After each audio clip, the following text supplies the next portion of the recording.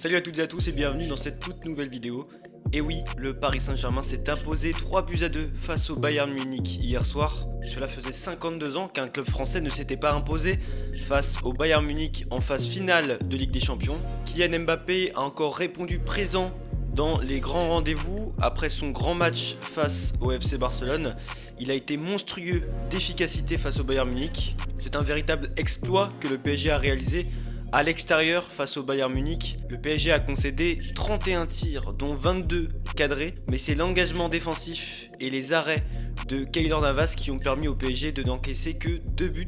A contrario, les hommes de Pochettino n'ont tiré que 6 fois au but pour 3 buts inscrits, donc c'est dire l'efficacité et le réalisme qu'ont eu les Parisiens hier soir. Ce match ressemblait plus à un match de FIFA avec une équipe d'un côté ultra dominante qui tire énormément de fois au but et de l'autre côté une équipe qui ne se procure pas beaucoup d'occasions mais qui fait preuve de réalisme et qui l'emporte au bout. Au vu du match, c'est donc un très bon résultat pour le Paris Saint-Germain, mais surtout le fait d'avoir marqué 3 buts à l'extérieur, c'est très important pour le match retour. Avant de rentrer dans l'analyse de ce match, parlons du résumé du match, de tout ce qui s'est passé de A à Z. Il a fallu 2 minutes à Kylian Mbappé pour planter son premier but. Après une construction collective aboutie, Neymar trouve Mbappé dans la profondeur. Le Français n'hésite pas à frapper et trompe Neuer. On ne pouvait pas rêver mieux comme début de match pour le PSG. Malgré ce but, les Bavarois ont multiplié les assauts. La défense parisienne et Navas s'est montrée solide. Derrière, Neymar profite de la désorganisation défensive du Bayern pour ajuster une passe millimétrée au-dessus de la défense. Marquinhos reçoit le ballon dans une position d'avant-centre et termine Neuer avec un geste d'attaquant. 2 tirs, 2 buts pour le PSG.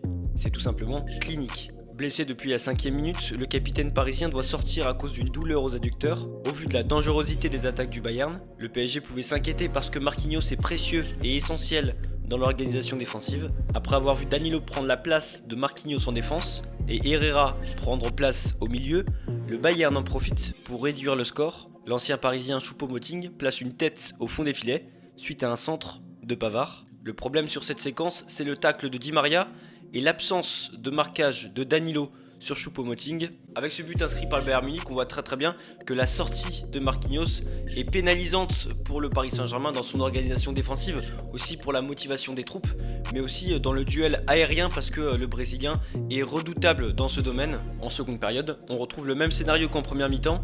Le Bayern domine et le PSG subit, mais Navas est toujours solide et permet au PSG de continuer à mener au score. Avec un Neymar légèrement blessé et des espaces laissés dans l'entrejeu, le PSG s'affaiblit petit à petit. Et justement, Müller réceptionne de la tête un coup franc joué par Kimmich côté droit. Et encore une fois dans ce but, on voit très clairement que le Paris Saint-Germain a un réel problème dans le marquage des duels aériens. On voit que Danilo c'est pas son fort et sur le deuxième but, c'est la faute de Kipembe, pourtant précieux dans ce domaine. Mais les Parisiens n'ont pas dit leur dernier mot. À la 68e minute, Mbappé fixe la défense et termine avec une lucidité et une justesse incroyable. Après avoir récupéré le ballon, il aura fallu 12 secondes seulement au PSG pour marquer, preuve que le PSG se projette rapidement en transition offensive. Lors des 20 dernières minutes, le Bayern Munich fait peur offensivement, mais manque terriblement de réalisme. De son côté, le PSG arrive à résister aux assauts bavarois et on se demande bien comment. Rentrons désormais dans le bilan et l'analyse de ce match. Hansi Flick, l'entraîneur du Bayern Munich, perd pour la première fois en Ligue des Champions avec son club, mais ça faisait aussi 33 matchs, toutes compétitions confondues, que le Bayern Munich n'avait pas perdu le moindre match. En ce qui concerne la tactique de ce match, l'atout offensif du PSG résidait sur les transitions offensives à la récupération du ballon. Une fois la première ligne du Bayern dépassée, il y avait des espaces à exploiter pour les hommes de Pochettino. L'adversaire était désorganisé défensivement. Logique, vu la manière dont le Bayern Munich se déployait dans les phases offensives. Le PSG s'est donc appuyé sur un jeu avec beaucoup de verticalité et des transitions offensives rapides. Concernant le rôle de Kylian Mbappé, Pochettino lui a donné quelques consignes, on en a retenu 2. Défensivement, il avait la tâche de se positionner dans les lignes de passe de Joshua Kimmich afin d'éviter que l'Allemand organise le jeu munichois. Neymar a également reçu la même consigne par le coach argentin. Offensivement, Pochettino a demandé à Mbappé de prendre le plus souvent possible la profondeur afin d'étirer le bloc du Bayern. Et sur les 2 buts, il a tenté de prendre la profondeur et ça a payé. En dehors de la grande performance de Kylian Mbappé, il faut saluer également la performance de Gueye qui a été monstrueux à la récupération, mais aussi le travail de Keylor Navas. En effet, sur ces 2 derniers matchs, Navas a concédé 52 tirs, dont 22 cadrés, et en expected goal, donc les buts qu'il aurait dû se prendre, c'était 6 et il en a pris seulement 3. C'est dire l'efficacité qu'il a sur sa ligne de but. Là voilà, je mets en avant les performances individuelles, mais faut pas oublier que c'est aussi tout un effort et un processus collectif qui a été mené. Défensivement, les Parisiens étaient à la peine. On voit très bien la position défensive des Parisiens sur la heatmap. Ils sont juste devant le but, ils ont mis le bus devant le but, ça voilà, faut le dire. Ils ont quand même réussi à s'en sortir. Ils savent pas vraiment défendre bas, on les a vus un peu avec de la précipitation, avec un peu de stress, mais ils ont quand même réussi à repousser les assauts du Bayern Munich et c'est un véritable exploit de n'avoir encaissé que 2 buts. Et malgré la victoire, le PSG peut redouter le match retour tant la domination du Bayern était flagrante hier soir.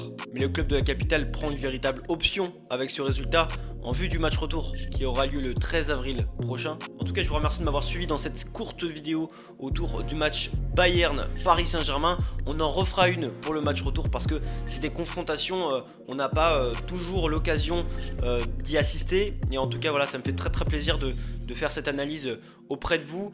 Et n'hésitez pas à me dire dans les commentaires si vous avez apprécié cette vidéo. N'hésitez pas aussi à liker et aussi à vous abonner si ce n'est pas encore fait et activer la cloche pour ne rien manquer de tous les contenus que je peux proposer. Évidemment, n'hésitez pas à vous abonner à mon compte Instagram qui est Valentin de Villers YT pour ne rien manquer de l'actualité sportive. Pour le coup, voilà, là on parle de tous les sports. En tout cas, je vous remercie de m'avoir suivi. Prenez soin de vous. Ciao.